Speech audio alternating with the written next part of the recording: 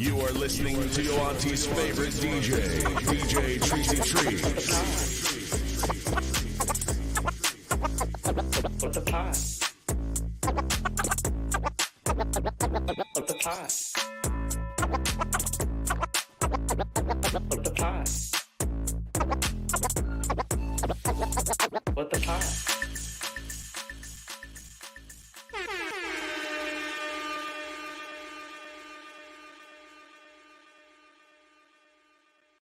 What is going on? It's DJ Tricey Trice again, and welcome back to What the Pod. You are now listening to episode 5. Thanks. Welcome back. For those of you who are new, What the Pod is a podcast that basically introduces you to new podcasts every single week. So make sure you stay tuned. And for all of you who are watching on video, shamelessly plugging for What the Pod merch right now, which can be found in the link in the description. Today, I've got with me Karen and Kelly from the Blended Gin. How are you doing today? How are you? I'm good. Thanks for joining me and dealing with my barrage of backstage issues that I was having here with lighting and paper towels in the background and everything. Well, I'm Karen from the Blended Gin, and let me just say, we do 20 minutes of pre-show, so that was nothing from what we normally do. Awesome. Well, Karen and Kelly, introduce yourselves for the people who are listening and let us know a little bit about your podcast. Well, I'm Karen. I am one of the original founders of the Blended Gin. We've currently been doing this for 3 years. So it's really, I'll be honest, it's really kind of odd to me to be interviewed about our podcast, because we're normally the host. So I'm all like, wait a second. It's like reverse potting. I love this. Exactly. Yeah. Most people are uncomfortable. They're like, whoa, you're asking me questions about it? Yeah, it's totally natural. This is odd. Yeah. But I'll let Kelly introduce herself. Yeah. Hey, Tricey. Nice to meet you. Thanks, Karen. My name's Kelly D'Amico. I am co-host with Karen with the Blended Gin. I was an original teammate when we got started and launched this in 2018. It's been an incredible ride. And I'll just echo, like, I'm in talent acquisition with my day gig and I interview people all day long. So to flip this on me, I'm like, ooh, this is going to be a great ride to be in the passenger seat. And it's totally fine for this to go out of control as well. This is a safe space for any kind of, whatever that's going to happen. So tell us a little bit about the Blended Gin. What can people listen for when they listen to your podcast? So the Blended Gin came out of a couple of different, brains, like Kelly and I. Originally we had 3, but now we are 2. But the original idea of the Blended Gin was to bring the 80s kind of vice versa of what's going on right now versus like what were we experiencing back in the 80s. Kelly is a Gen Xer and I'm a Gen Yer because I always plug that because I am an 80 baby. And what happened to that little bit of gens, I guess I could say generations, was that we kind of got mixed in. So like if you were like late 80s, or 81 on, you're like a millennial, but then there was a little 79, 80 mix there that was a Y, and then the X. So I think the Blended Gin was created, I would say the name was, because we were kind of blending generations, and we are, the 80s was awesome. And I mean, because I was born and so we really bonded over like how we grew up, what was our, do you remember the pager and the payphone and the rotary dial phone and all that good stuff, to now, I asked my niece and my nephew, like, do you know what a payphone is? And they're like, absolutely not. Yeah. So there's a lot of things of, what's going on today that is similar, but we related to it differently. Yeah. And we talk about a lot of the ways that we relate now to what we learned back in the 80s. But overall, we also talk about just being our true selves and the hot mess things that happen to us in our lives, which we all have. And we all either don't want to tell our friends, like, oh my God, I totally did something crazy. But we all relate to those hot mess stories. Like, you know, when we created the Blended Gen, I was in my car. Our other friend was like at a skate park or something with her kids, and Kelly was running on E with 1% battery. Oh my God. And like we were all a hot mess. We were all like, we planned the time to talk, and we were just a hot mess. And we kind of laughed about it because we actually figured out something in like less than 1%. So Kelly's phone didn't die. And we figured it out, and we just ran with it. And we do a lot of hot mess stories and just funny day-to-day stories that we can all relate to. But I'll let Kelly tell you a little bit more too. Yeah, thanks, Karen. So we've had a ton of fun at the Blended Gen podcast, and our podcast has evolved a little bit over the 3 years. Certainly, though, when we got started, just like how anyone starts out with a podcast, it's a little clunky, a little rough around the edges, you know, but we knew that we had something at the time, you know, it was 3 of us, and we all come from different backgrounds. So we thought, hey, you know, really highlighting that. But the one thing we had in common was that we grew up in the 80s, and we all had hot mess stories to share to make people laugh and relate to. And we thought, you know, sometimes it's the silly that makes life fun, and you got to stop and laugh at yourself sometimes and highlight the ridiculous to know that it's okay. Right. Yeah. And it's been a lot of fun. That's awesome. And it's the Blended Gen of all the generations, because I am a millennial, but I was born 89. Yep. So, I mean, I really can't, I have some experiences that other millennials can't relate to, where it's like, dude, I didn't have a cell phone. Like, cell phones for us wasn't really a thing. Like, when I was in high school, you had one, but it couldn't do anything. Like, you maybe had one, minutes weren't free, like nights and weekends was the only time you could, like, you know, okay. It was a real struggle, and it was very, very ghetto. And it was too, like, if you lost your phone, it was like $1 million to get another one. Because I remember someone stole my phone, and my parents were like, "What is happening?" So yeah, but people can't believe, like, kids nowadays, they're like, "What?" Like, phones are phones. Like, I could get a new phone. Like, I'm like. Well, we talked about cell phones and the old brick phones, but we grew up at a time when to call your friends, if they lived just on the other side of the city, you might have had to pay long distance at like 32 cents a second, you know? And so your parents would be like, you'd be on your rotary phone with the cord wrapped around the hallway 6 times, hiding in a closet to talk to, you know, your friend who lived on the other side of town, but it was considered long distance. They're like, $5, you're up, you're done. That's Get in there and do some dishes. That is hilarious. Yeah, no, people don't. And then think about this, even with the phone concept, because like, my mom will say to me, like, hang up the phone. Like, and I'll say that to my nieces and nephews, and they have no idea what I'm talking about. They're like, red circle? Like, what? Red circle? And I'm like, hang it. But it was back in the day when you actually, like, had to hang it back up onto the receiver. But yeah, that's completely lost now.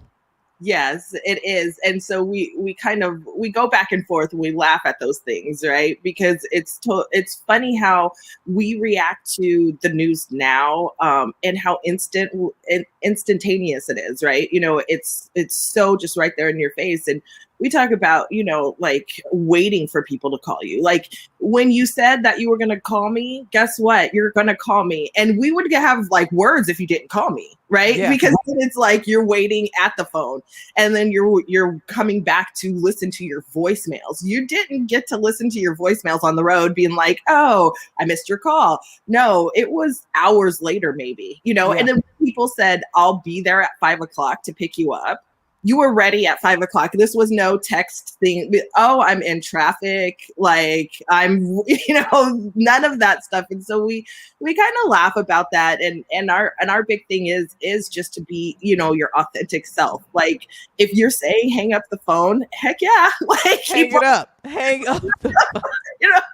Kids are so confused. They're like, what is happening? What is that? Yeah, but kids now, they don't know of a world like FaceTime. I always like dreamed of it being a like face chat and all that, but it wasn't a real reality for us when we were growing up to have like this kind of conversation or even dialogue. I remember when I was playing my PlayStation as a kid, and it was like PlayStation 1. Because I had a Genesis as well when I was a kid, because I'm in that, you know. But I used to be like, man, I wish I could play with my friends who are over in, you know, at their houses. I wish we could all like link up. And now I'm playing with people across the country, and I'm like just talking to them. And whatever times of the day. No, it's great. I mean, because growing up in the 80s, and I remember the Jetsons, and I was like way, way far. So I wanted a hologram. Like this video, face chat, computer, phone, whatever we're doing right now. No, I want a hologram. And I want us all three to be sitting here in my room with me, you know? That's and basically what's happening. Hologram stuff. But then it's funny to tell kids that, you know, they're like they're like the Jetsons. Okay, now that's some of them watch old cartoons because I DJ for a lot of kid organizations like Jack and Jill and like Boy Scouts and stuff, and they surprise you. They'll know some of the older ones just because like they're either hanging out with their grandparents and that like this is all they have of content. So, you know, it's just like I'm at grandma's house and I'm watching a DVD. Or, you know, they might just be one of these kids that dig into Netflix and think that old stuff is cool. Yeah. No, I've yet to meet those kids, so I need to follow those. There's a couple in every bunch. There's not a lot, you know. Yeah. They always surprise me with music. They come up and they're like, "Can I hear Michael Jackson?" And I'm like, "You're all right. You know what? I like you." For real. I love it so much because like we're seeing that now, like kids and the younger generation, they're totally loving the flashback to the 80s old school. But I remember when I was in the 80s and 90s, man, I did not like my parents' music. I mean, some of it in the 70s, but don't throw at me like the Spinners like back in the, I mean, maybe, but there was like the 50s old school doo-wop stuff. And now I appreciate my parents' generation music. I'm like, yeah, that was some right on, you know, stuff. But when I was a kid, I didn't want any of that. And now kids today, they're totally flashing back to the 80s and we're seeing the trends relive in our lives as adults. Mm-hmm. Well, you 80sers, you killed disco. You're the only generation to kill a whole genre of music.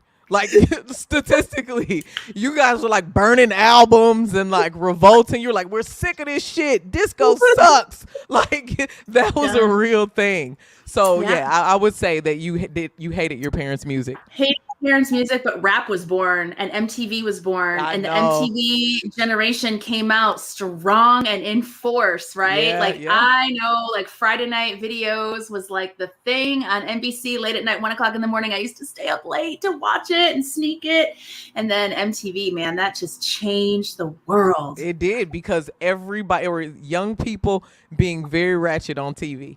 I mean, it was just, didn't even know the possibility. I was like, look at all these people in the pool. They're just hitting the beach ball. There's a concert. I need to be a part of that life. And that's probably why I am in entertainment right now. It's because I listen so much BET, MTV, VH1 was even like not that trash when I was a kid, but now it's like awful. I wouldn't. It's all reality TV. They've completely just trashed the network. But it was about music at one point. It was. It really was. And Kelly and I, we flash back so many different ways, and we also we have what we call the blended gen, and it's actually Dear Gen, and it's our you can write in if you don't have a friend. Like, you know, you say like you move to a new place and you're like, dang, I don't got any friends and I need to ask this question, and maybe your friends are out of touch, or maybe you haven't seen a friend in a while and you're just like, gosh, I have a question burning. So we do have a little segment where we do Dear Jen. So we get some letters in and they're from people. And so we kind of give our spin on kind of a Dear Abby / Dear Jen type throwback to, you know, ask us anything. We're here, you know, we're being honest. If we've had an experience like you, then let's talk about it. So what's the craziest Dear Jen you've had? Crazy. I mean, gosh, that's a hard one. Having people write in is very dangerous. That's why I asked this question. Anytime you give people an open forum to like express themselves or just ask, it's usually not good. It is.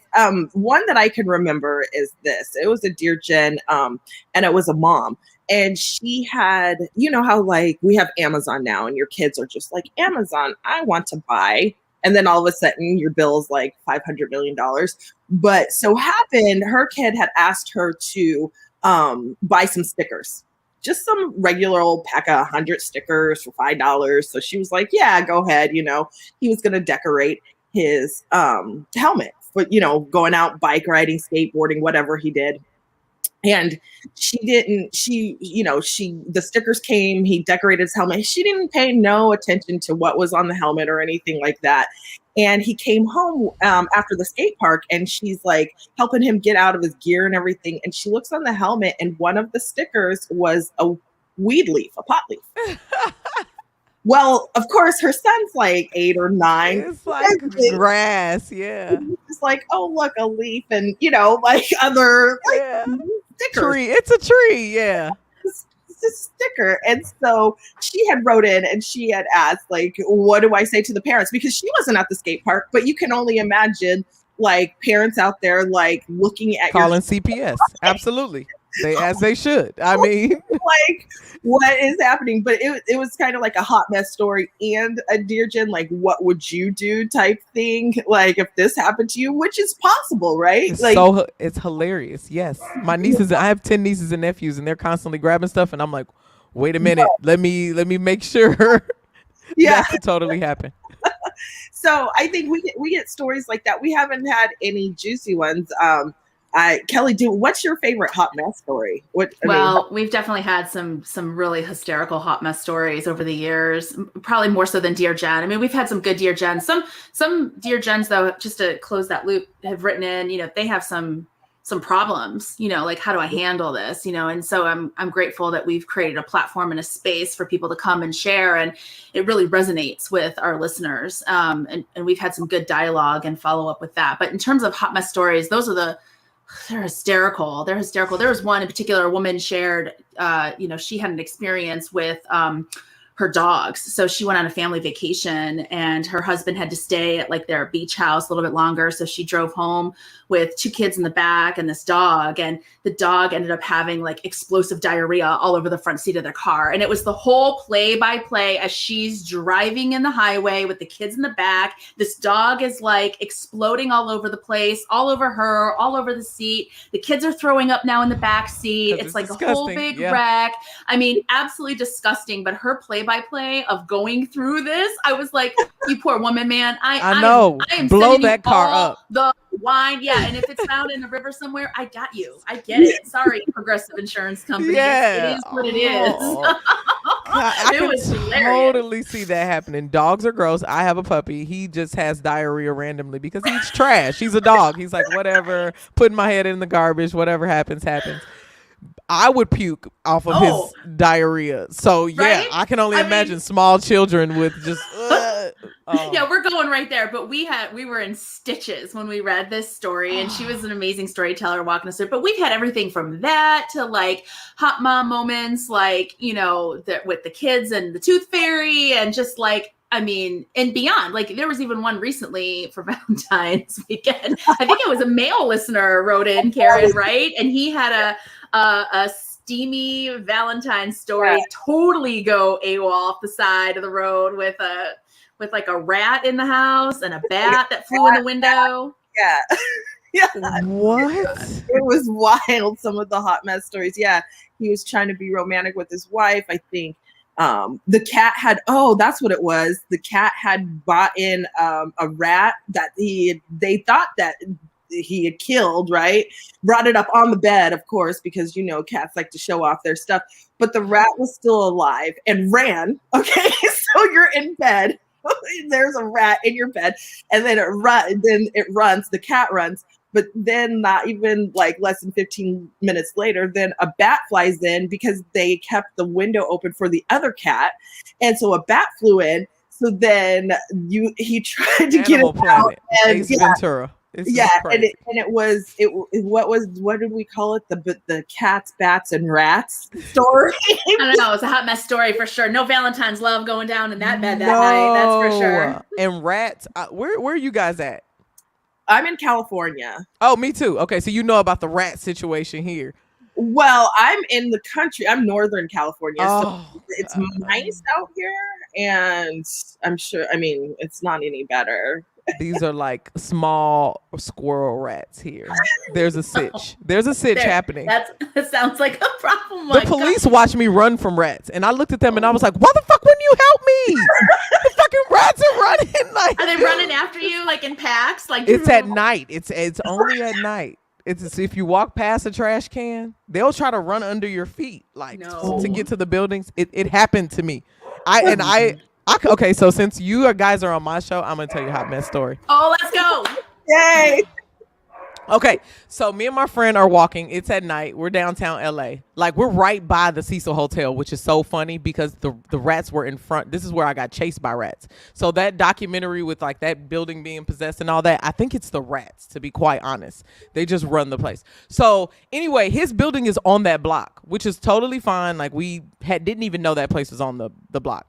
But this particular day, they were working in the sewers.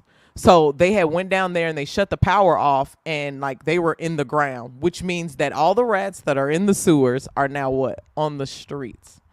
So we're walking, and then we're like, dang, all right, we walking back. So we walking back from wherever we went. I don't know where we went to, probably a smoke shop or something stupid like that, bodega, because we're snacking, right? So then we're walking back, and all of a sudden we look and there's this sea of rats blocking the sidewalk. They're just running back and forth. They're scurrying. They're making the noises. They're in the trash cans or whatever. So there's mad homeless people who just camp out there, and they don't care about the rats. They say it out loud. They're like, they're whatever. They're just rats.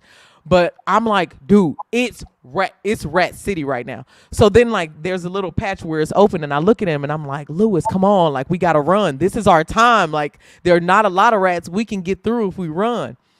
So there's a little break in the rat thing, and we start running. He's looking like this guy that I'm with. He's probably 6'7", big guy. He ain't running with the rats either, because he's like, dude, fuck all these rats, right? So we're running. So I start running, and then all of a sudden this rat comes and it runs under my foot. So I jump. And then as I'm about to land, another rat runs. So I have to do this like mid-air Mario climb over the rats. And I'm like running. And that's when I saw the police officer, and I'm like, why the fuck wouldn't you help? Like, the rats are fucking chasing me. And they were just laughing and just going about their day. So LAPD did nothing to help me as I got chased by rats. Oh my word. And you know something? I think you just created a new video game series called Real Life LA or something with the DTLA drama, man. I'm telling you, because it was the craziest thing. And all I remember was looking down and seeing that second rat and being like, oh shit, I was going to step on a rat. And it was a big rat. Oh, Did you lock eyes? Was it a locked eye moment? It was one of those. It was a moment. It all happened so fast. But needless to say, now I'm traumatized and I don't walk at night. If it's nighttime, I walk like by the Staples Center where there's like less rats, but like downtown where there's much of the garbage, I ain't doing that no more. That could be some sort of app, like you know, like how they have traffic flow on the highways. You can have an app like, where's the rat flow? But you know what? It was because they were in the sewers. There was normally not that many rats. We had walked past there a million times. That's why I'm like, where did these rats come from? But they were down working in the sewers, and it was just completely bizarre and gross. That is. Yeah. Thank you for that hot mess story. Yeah, please feel free to share that story with anyone you like, and let them know that there's a real situation going on over here. It is a situation. And I just moved here from Indiana, so it's like country. I'm used to that. Like field mice, whatever. I had cats who caught mice. It was whatever. These rats. They don't My play. dog runs from. I have a huge dog. He's a like 80-pound puppy, 1 year old, and he's scared of the rats. He's like, what? Where did you bring us that we now have this problem with these rats? That is too funny. And that's really cool that you're from Indiana, because Kelly and I are from Ohio. Really? See, it's Midwest all over. And Ohio's stressful for me. Can I tell you? Where are you guys from in Ohio? I'm from Dayton. Dayton, okay. Dayton's all right. I grew up in Northern Ohio. I lived in Cleveland growing up, and then I went to school and lived in Toledo for like 12 years before moving to Arizona. Mm-hmm. That's what's up. Yeah, Dayton. I'm from Indiana, so we pass through. You know, we go back and forth. Also, I went to Purdue, so I kind of hate Ohio. But I've just never had a good experience in Ohio, like at nightlife. I think that's why it stresses me out.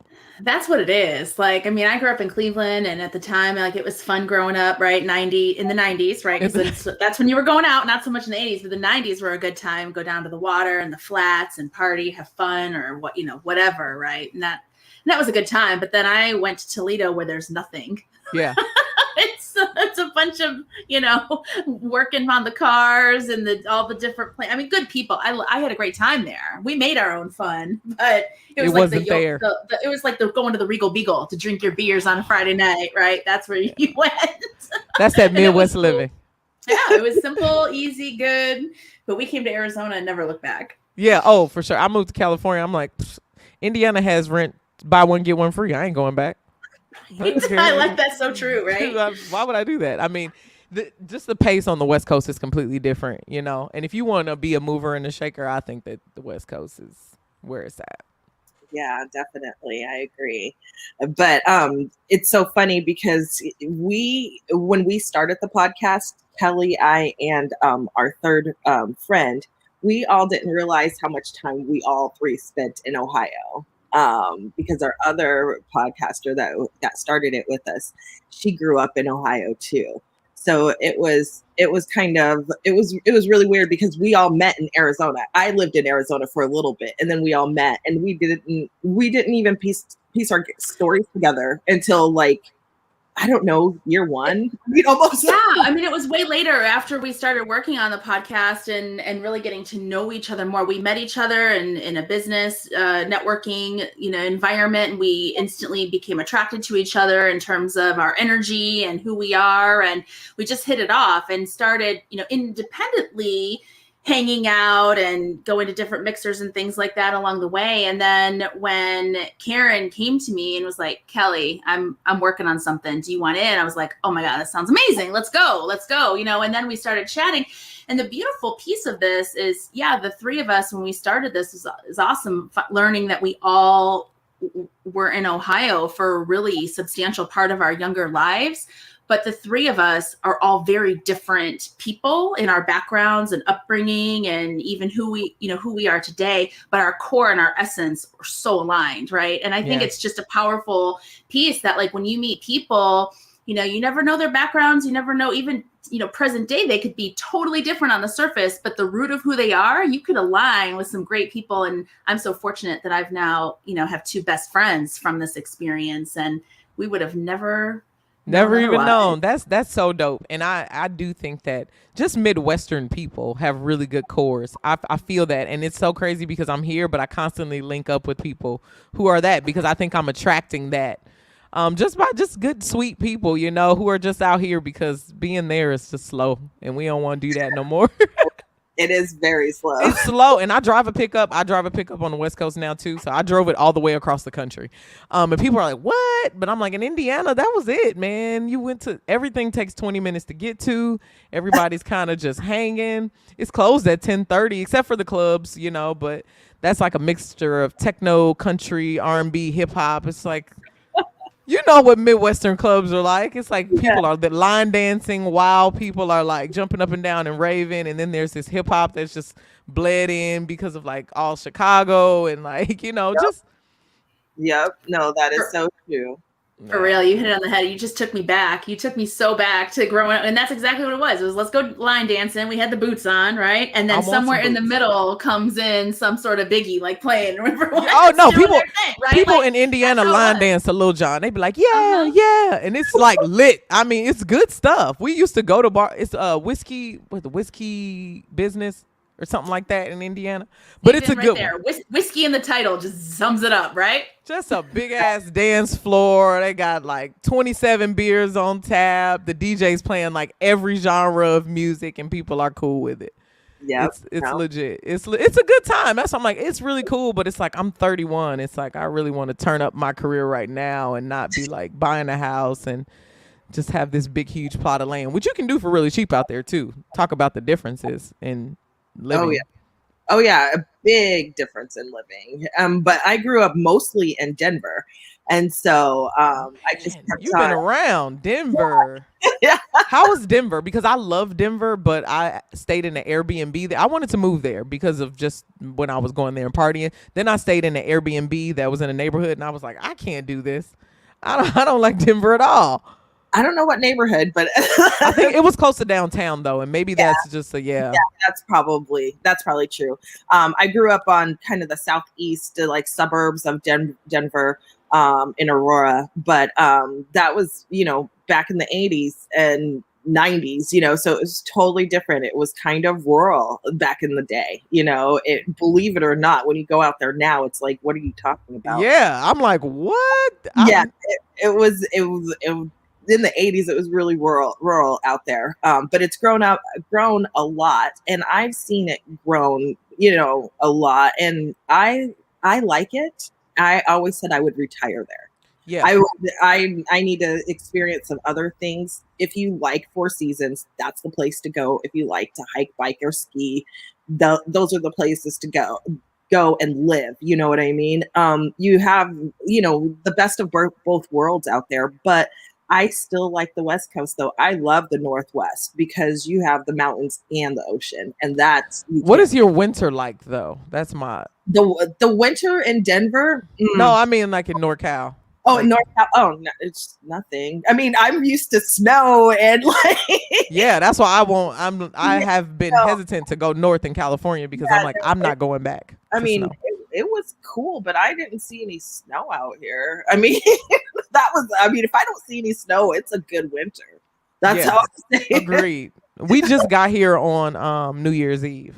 So like literally we were packing our shit up Christmas Eve. It was like snowing and raining and we were just throwing stuff away, throwing it in the U-Haul. We sold everything and just came. Oh, nice. Yeah. So you're good for you.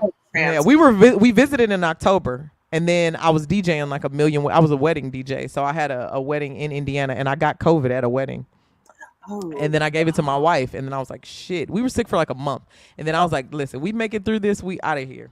And we did. We just sold everything and we left. And that was it. And now we live downtown LA because we wanted to walk everywhere. We were tired of driving. Like, especially when like the lockdown first happened, we were in the house. Like both of us, our jobs, luckily, you know, we could do from home, but we were in the house, and that in Indiana really wasn't what we were looking for. Like we could be locked down here and be completely fine because we could walk to grocery. We can go hike. We can, you know, have enough outside space to do that without having to rely on getting in the car I had 3 cars in Indiana. We have 1 now. Yeah. No, the city life is way different, right? And where I moved to in Northern California it's back. I'm kind of rural again, and you have to get in the car and drive. I'm not in any big city, but yeah, it kind of takes me back also to the 80s when you actually had to go and get up and drive a couple of miles to a store where it wasn't like you can get out and be like, oh, the, you know, Safeway or Circle K or something's on the corner and boom, you're here. Let's talk about this because I'm traumatized by shopping I hate shopping right now. Like I was at the grocery store earlier and my wife was like, why are you so grumpy? And I'm like, I just genuinely hate this place because it's a stressful thing. And that is because when we were kids, my parents would wake me up and my mom 8 o'clock, 7 sometimes. We're going from store to store. I've got to try clothes on. I've got to do all this. And you're exhausted. And now it's 7 p.m. and we have to come home and put this stuff up. It was a whole day experience to shop. Oh, yeah. Go ahead, Kelly. Well, I was just going to say, I totally agree. It was a whole day experience. You went for the whole thing. Maybe if you were lucky, you got lunch at McDonald's. Like, I mean, right? It was like the thing. It was awful. An all day thing. And now we're so used to just having convenience, right? Like grocery delivery, grocery pickup. Who needs to, you know, maybe you go to a couple stores and you have everything ready for you now. We're this like click, instant gratification society because we just don't want to be bothered with the mundane, right? Yeah, and it's ruining our lives because we're now expecting instant gratification in every way. And I catch myself in that because I'm like, I'll shop around. I'll be like, hey, you know, I need this computer cord. And then if I can't walk somewhere and get it or have it today, I'm pissed. Honestly, Amazon sometimes works opposite for me because I'm like, where's Best Buy? Where's all the stuff that I used to be able to do? Now I'm like anti that instant, not anti it. I just want it in a different way. I just want retail stores again. I feel like everybody's gone away from retail and everything's delivery and I can't try it on and I can't put my hands on it when I used to be able to just go to Circuit. You remember Circuit City? Like, Hell yeah. Radio Shack. I You grew just go up. in. I was that kid. Like Yep. my parents would give me allowance, and I would go to Radio Shack and buy batteries. Like I'm going way back and saying catalogs. I remember waiting for the catalogs. If the mailman, don't get it twisted, 3:30, the mailman would come around, and I'd be the first one to get the catalog, so I could put, do the circle. little, You could circle. or put the little page, like fold the corner of the page that you were like, don't forget this page, because I might have to go back. Because if I circle too many things, then I won't get that many things, but I'll have to remember this page. Yep. Yes. I mean, and it was JCPenney. It was Sears, Montgomery Ward, if you were from. Yes. I got one for you. It's the Columbia House catalog. When that rolled up, I just got you, didn't I? With the all Columbia those CDs? House catalog with the little images this big on that little catalog. I had book that 100 came in like copies this, folded right? up.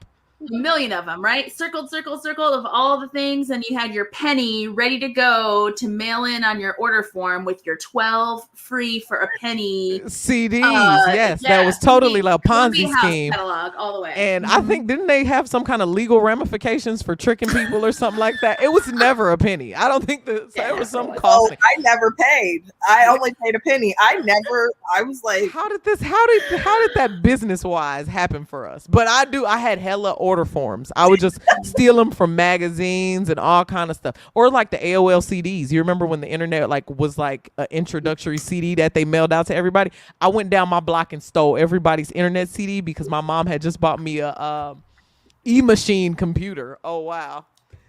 And I like unscrewed the thing and took the thing off because the processor was so slow. It was so loud. And I hooked the fan up. So like it was really crazy. So that I could keep burning music all night from LimeWire and Napster. Oh yeah. Oh yeah. I had For a whole real. business off of CDs. I sold Right. illegal CDs and DVDs when I was a kid. There you go. Smart. Made so much money. I mean, Shark Tale, that was a hit. I sold so many copies of Shark Tale. That's the one DVD I remember off the top of my head. Oh yeah, it's so good. Well, I remember. I mean, it's even before Napster. So now I'm a little older than you, being a Gen Xer, and Karen and I have chatted about this. Like, so you used to sit like Saturday morning, Casey Kasem top 40 countdowns, and you'd have your boombox, right, like on the floor next to your bed with like the Memorex recordable cassette tapes. Oh yeah, and with your fingers ready to go. Mhm. But that dude spoke to the very last millisecond before the intro song and the song started, and you were like boom, and you had to nail it every time. But then when you listen to your playback, sometimes it's still Casey Kasem saying like whatever he was saying at the same time. That was like our own ratchet, like burning burning. Oh yeah, music. And was I right did off it. the radio. I did it with a Talk Girl from, you remember Home Alone came out and then they put out those Talk Girls and Talk Boys. So my mom bought me one of those when I was like 6 or 7, and I had hella tapes. I was like dubbing over everything, but I was a rapper when I was a kid, by the way. So I would like listen to a beat in the background and then I would like rap into it. I love it. So that I was making a mixtape. But mixtapes were lit when we were kids, right? Like you could give somebody a tape and be like, listen to this whole album, and they would be like, and do it. Yeah. Oh yeah. And then it was a thing of like love songs, right? Yeah. So like your high school crush or boyfriend or whatever, they're making you a mixtape, and it's got, all the good love songs from the 90s on it, like all that good R&B, the smooth stuff. It's like, oh yeah, this is so good. Here, I made you a mixtape. Yeah, and I wrote on it, and you hope you can read my handwriting because this is like in Sharpie of some sort, and you're blowing on it to like make sure it doesn't smudge.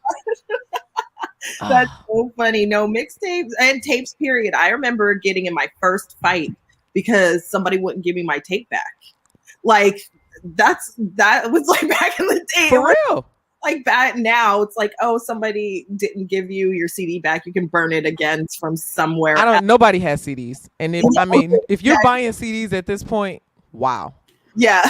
I mean, just wow, you're just burning through money. I mean, you might as well do Apple Music. They're giving it away for free. But now you can recover everything, right? But with a tape or a CD, like it was fighting. Like I remember my friend, she's still one of my good friends. This was further into the 90s, like high school.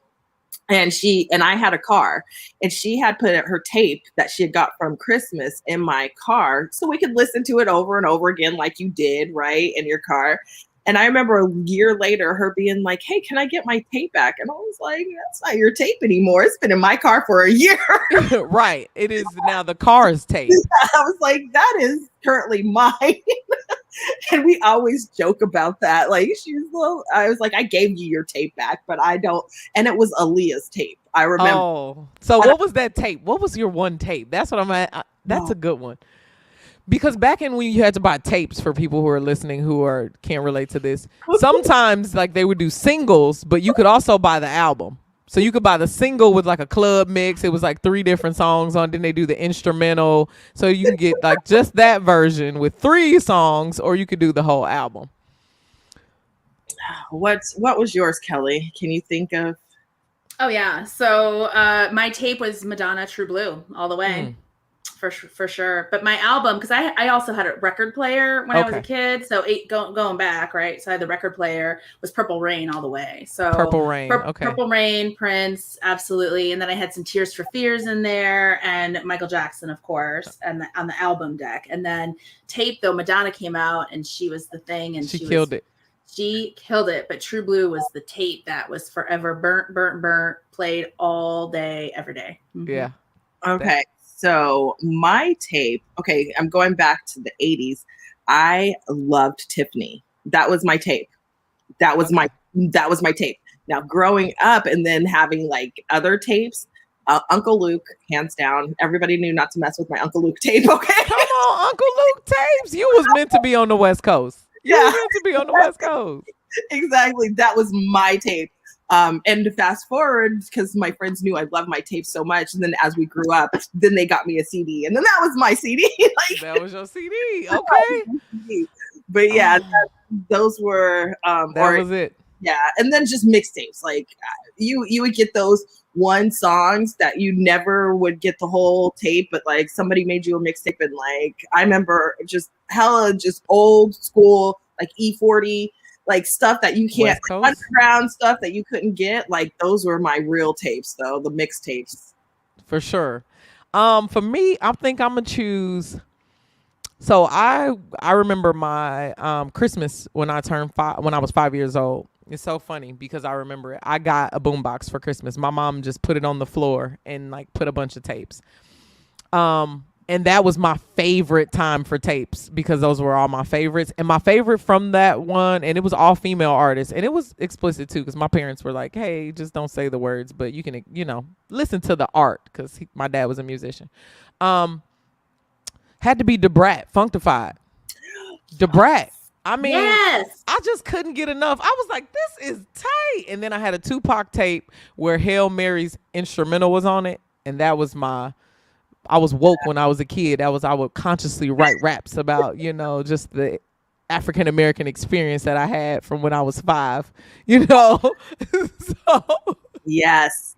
No, it's when you grew up, right? Like like my first tape that I remember being like, oh my gosh, I got a tape was Tiffany. But then when I grew up, I'm like, oh yeah, I got a lot of different styles and tapes out there. But for CDs, I think it would be Lil' Kim, The Naked Truth. When she went to jail at that point on that album, at that point. So I wrote her a letter. Wrote her a letter in jail, everything. Like I was bumping The Naked Truth until she got out. And then I still listen to it from now on. I'll be like, man, look, and then Remy Ma. So I listen to mostly female rappers, women rappers, but New York. It's just New York rap just seems like the original form to me. Oh yeah, hands down. I agree with you. Yeah, this is better than a lot of West Coast. I still can appreciate the East Coast. Yeah, and I like West Coast rap. It's just, I mean, if it's not Tupac or like Snoop, a little bit of like Eazy-E, NWA, I ain't really messing with it too much because E40, I mess with E40, but some of the music the beats just be too crazy for me. I'm a DJ, so I'll be like, I can't mix this with shit. I ain't playing this. We play an E40 song at the club. You got to play the whole fucking song because you ain't gonna be able to mix it with nothing. That was on purpose. Right. He like, I just want my stuff to stand out. He talk on the beat, in the middle of the beat, on the where space of the beat. He talk. You can't get a beat in there. So crazy. Okay, so let's wrap it up. My final question for you is, since we're in this nostalgia moment, which is just giving me all the feels. It's all nice outside and everything. What is your favorite nostalgic memory from your generation? Like, is it a person? Is it a place? Is it a thing? What is it? Kelly, you want to go first?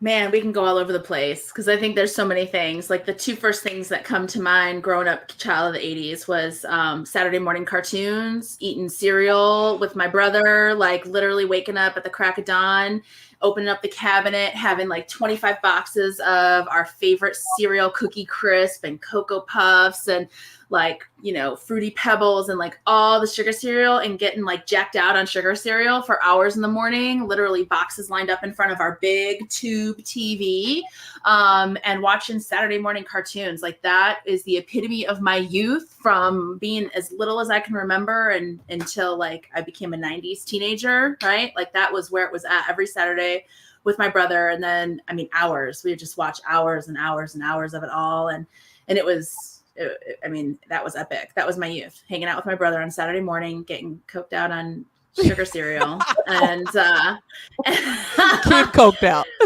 Coked out and then just running. Like then we would spend the afternoon like out, man, Just get on like our bikes run. and just go all day. Like never, like I mean, it's funny now. I tell my son who's 13, I'm like, he wants to go ride his bike in the neighborhood, and I'm like, by yourself? And he's like, yeah. I'm like, I don't know about that. I mean, I was like, I think 4 riding my bike down 3 neighborhoods, cross the street, down bike paths. No phone, no cell phone. And I'm like, hey, I'm either going to be at, you know, Jennifer's house, Valerie's house, or, you know, whatever. You know, here's their number. Peace. See ya. You know, when it gets dark. And out we went. Like, and that was every Saturday. Like, never came home. Who knows where the hell we were. And then my mom, you know, she was like, you could be a kid on this milk carton, you know, the face of the milk carton. I remember that so vividly. But that, if I think back to the epitome of 80s, growing up 80s, it was the Saturday morning cartoons and all the sugar cereal for sure. Yes. And the bike thing, that's so true. I share that. And she meant 4 years old. Like I could ride a bike when I was 4 too. Kids now, they're like 10 and they're like, they never learned. I'm like, oh, you need to do better for your life. You need to want to do better. Helmets and pads and all that shit. And I fell down and broke my face 1,600 times. Didn't care. Got back up, got back on that bike and kept going. That's how my mom taught me. She was like, you're going to fall a lot and then you're going to ride your bike home. And that's what I did. I learned in one afternoon. That's what happened. But also too, your parents knew where you were because you would leave your bike on the ground at the house. And they were like, damn it, she's over at Jennifer's. Pick your bike up and just don't leave it in these people's yard like that. At least put the kickstand down. Like that was where you knew where all of your friends was because you could find bikes. You threw your bike down. You threw that bike down. You're like, we got to go. We got things to do. Yeah. All right, Karen, what's yours? Well, so talking about neighborhoods, my nostalgic moment is the lights coming on and you having to go home. So, you know, you're out in the neighborhood and you see those first lights going on and it's like clink, clink, clink, clink, and every light goes home and you're either booking, if you're far away, you're booking, you're running because your mom's be like, what? Why weren't you here when our light went off? You know, I remember a book and just being outside, being able to like, that wasn't, you know, it wasn't a page that you got like come home page. It wasn't a phone call, cell phone call. It was, you knew you walked out of that house to go play in that neighborhood, maybe on your bike or on foot. As soon as that light came on, you were supposed to be at home. That was the alarm clock. That was your signal, you know? Yeah. I think that to me, it just reminds me of very carefree living. Like it was just like you knew what you needed to do and you did it. And I just that always brings me back. Even today when I see the lights go on, I'm not like panicked to get home, but I'm all like ding ding, like it's a forever click in my head of what that means. Yeah. Anyways, you know what I mean? Yeah. So, that and then just all the great, you know, like Kelly said, cartoons. But I think back in the 80s, that's when I really started enjoying different types of music and entertainment. I think that was that was the thing for me, was entertainment. And because we did a lot. I mean, we didn't, if we weren't outside and if it was a snow day or something, you'd have to go home and watch the TV. So I remember the evolution of the TV and the phone. I think those are nostalgic moments in my mind too. Yeah, that's dope. And I'm gonna share mine. All those things I still can relate to, which is on a not even on a, I think I can relate to those because I was still biking and all that. I didn't have a phone until I was in high school and it was required. But I also lived in Indiana in a border town and commuted to school to Chicago. So I was a city kid. Like, that's why I like the city, because I was always running the city streets. But my nostalgia from my childhood is corner stores. You know, like a lot of people don't know the concept of this. And I'm like, dude, in Chicago, there's one everywhere. You go on the corner, it has chips. It has, they're selling, you can put chips, cheese and meat on your chips. Like, there's everything at the corner stores, bodegas. Like, that's what I missed when I lived in Indiana. There was like no store. It was Family Dollar. And it's like, I don't want a Family Dollar. I want a store where somebody's family owns it and I get to talk to them and build a relationship with them and I can buy penny candy or 50-cent chips or whatever. That's my thing. Y'all remember those? Oh, yes. In Ohio, a lot. In Ohio, I remember being sent down to the corner store to pick up a whole bunch of stuff that probably we weren't supposed to be picking up. Yeah, cigarettes included. Back in the day, people would you would get your grandma cigarettes. Yeah. Yeah. Oh my gosh. Do you remember the cigarette machines inside like restaurants? Like Pizza Hut, I swear, had a cigarette machine in the lobby. Like you used to put in your $5 or quarters or whatever and then pick your Winston Slims or whatever it was. Yeah. I totally remember that. You used to be able to smoke inside. Yeah, smoke inside all day. I remember, I came from a family too. Like they all smoked, like chimney smoked. Like, it was just part of life, right? And same thing, like smoke inside restaurants, smoke inside anywhere you go, sit at the table, sit down, and you want smoking or non-smoking section. Exactly. Like nobody even asks you that anymore. And that was the main thing. My mom was non-smoking, because she didn't want her hair to smell like smoke. Yes. I'm like, these are the better seats. There's nobody there. What are we doing? Just sit around. My grandma smokes. What? Exactly. Yeah. So funny. That's so awesome. Yes, this feels so good. And folks listening, you really need to tap into their podcast, The Blended Gen. All of their information is going to be below. Thank you so much, Karen and Kelly, for joining me here. You guys are awesome, awesome, awesome. Thank you. Thank you. We appreciate ourselves. We definitely appreciate you. And yeah, it was great. I love this. Anytime you need a millennial to just drop in there and, just give my perspective, I got you. It sounds like we got a lot more in common than we think. Yes. And, you're always invited. So might have to call you up and be like, hey. Let's do a segment. Yes, I'm down. Thank you so much, y'all. Okay. All right. Thank you so much for joining What the Pod. Once again, nice shameless plug for this nice mug. It's huge. That's why I'm showing you. It's 15 ounces. So, buy it because it directly supports the podcast. If you are listening to this, go ahead and look at the link in bio when you get a chance and you can actually watch it. And if you're watching it, vice